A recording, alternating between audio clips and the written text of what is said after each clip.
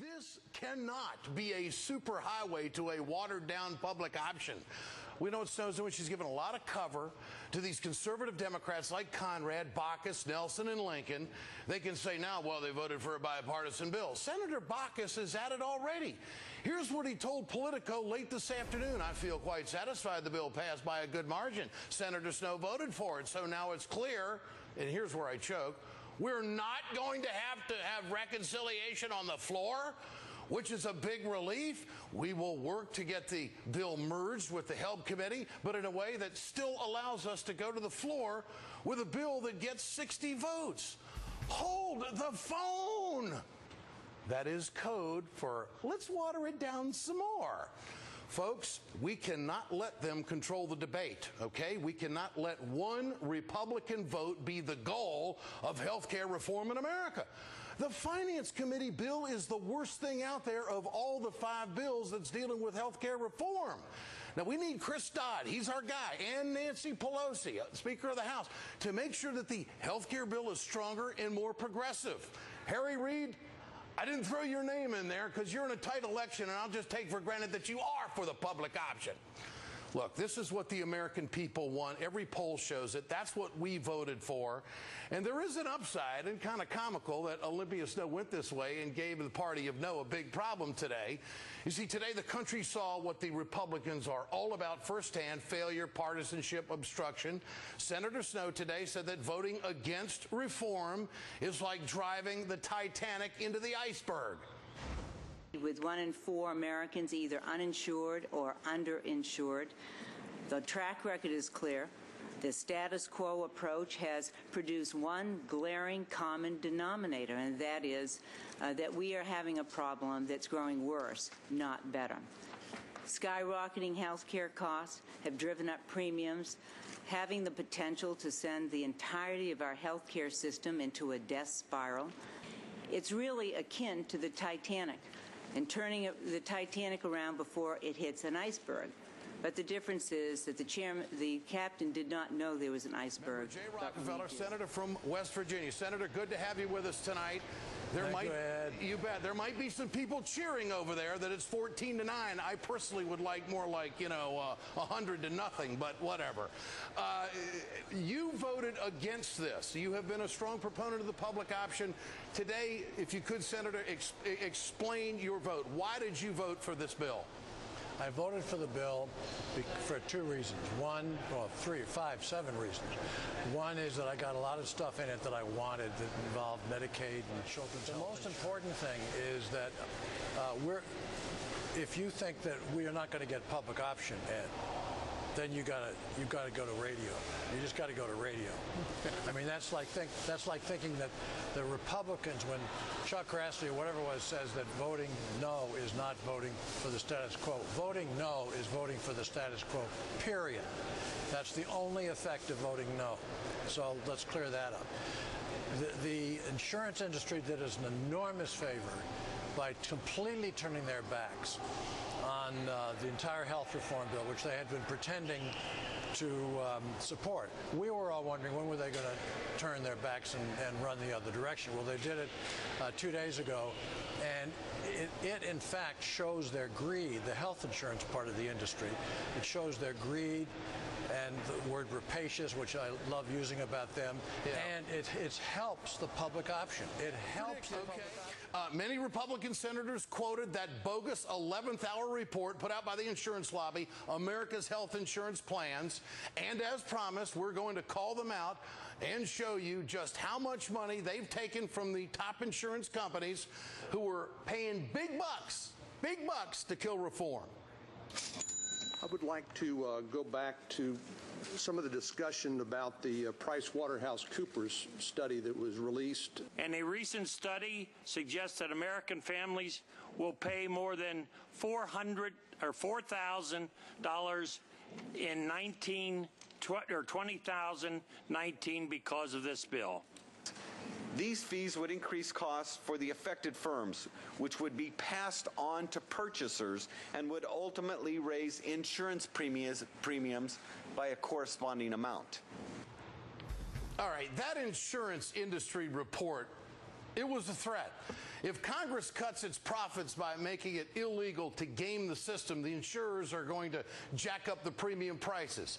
But Democrats have a solution to make sure that that does not happen. Here's what they're working on over on the House side: a windfall profits tax to hold insurance companies in check before any legislation goes into effect. Also, anti-gouging legislation. Insurance companies would not be able to participate in the exchange if they increase premiums. There would be a cap on increases. They would be denied access into the pool to get all of those new customers. So that's the game plan. Joining me now is Senator Bob Menendez, also a member of the Senate Finance Committee.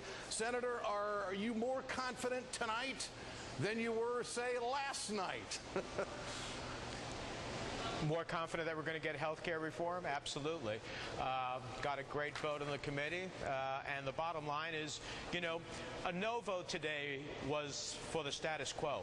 A status quo that has record premium increases by insurance companies, that ultimately denies more and more families when they need that insurance the most, that doesn't control costs, and doesn't do anything about the millions who are uninsured in the country. That's what Republicans voted for overwhelmingly.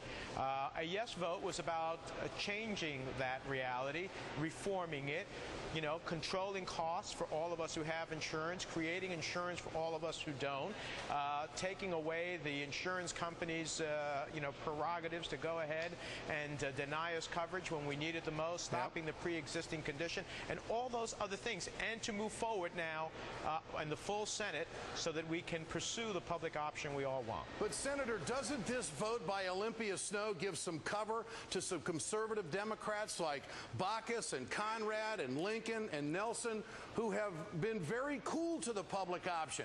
Now, you're not going to get 60 votes, it sounds like, on the public option, yet I'm having you and, of course, Senator Rockefeller and others who were saying, and Senator Harkin telling me today, we're going to have a public option.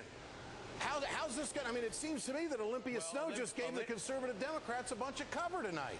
Well, no. Olympia Snowe said her vote was her vote for today, for the committee to move the process along. My vote is a vote in the committee to move the process along, but I want to see a public option.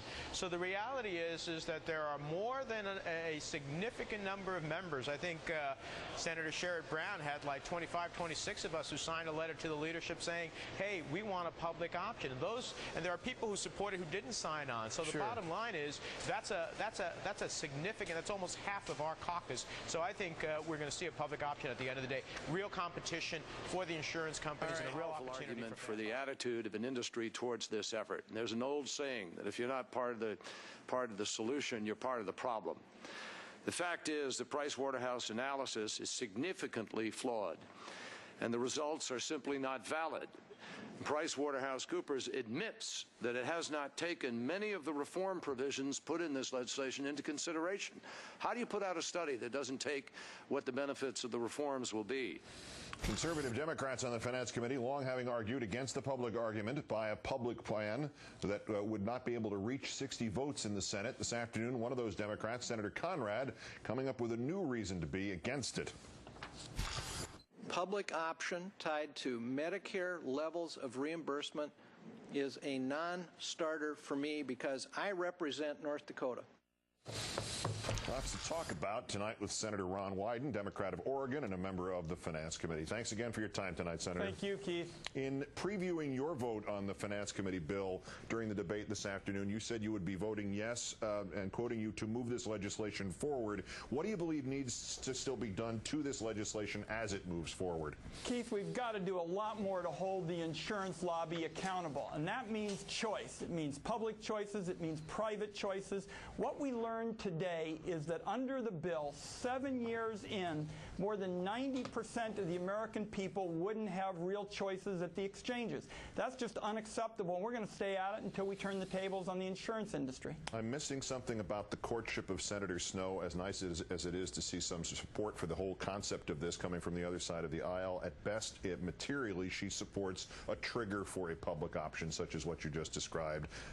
Is her vote supposed to be the start of some sort of mass seeing of the light by Republicans or the more conservative Democrats Democrats? Or is there any insight you can offer to me as to the strategy behind this? I hope it will. The bottom line is the American people are going to insist on reform that holds their premiums down.